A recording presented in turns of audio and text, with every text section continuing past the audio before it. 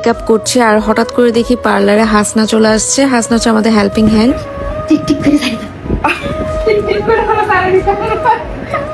আজকে যেহেতু ঈদের দিন, আজকে সবাই সাজবে, সবাই খুব সুন্দর করে রেডি সেডি হয়ে ঘুরবে। এদিকে যে আমার দেরি হয়ে যাচ্ছে এটা আমার খেয়ালই ছিল না, আমি ওকে মেকআপ করতে বসে গেছি আর ওকে সুন্দর করে আমি একটু হালকা পাতলা করে মেকআপ লুক করে দিচ্ছি, যদিও খুব বেশি হেভি কোনো কিছু যাচ্ছিল না। শাড়িটাও কিন্তু ওকে আমার মা পরাই দিছে। আর সত্যি কথা বলতে ও অনেক বেশি এক্সাইটেড ছিল আর বলতেছিল পুরো বাংলাদেশে নাকি ওর ভিডিওটা ছেড়ে দিতাম সবাই যাতে ওকে দেখে।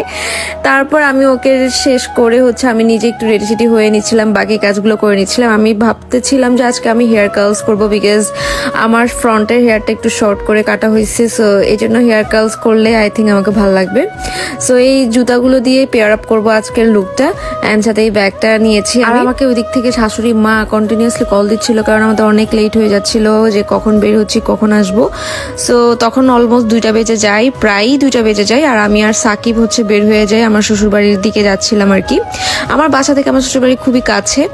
আর গিয়েই হচ্ছে গিয়ে যে সালামি ব্যবসা, আমার জামাই থেকে হচ্ছে গিয়ে সুন্দর মতো সালামিটা আদায় করে নিচ্ছিলাম। আর প্রত্যেক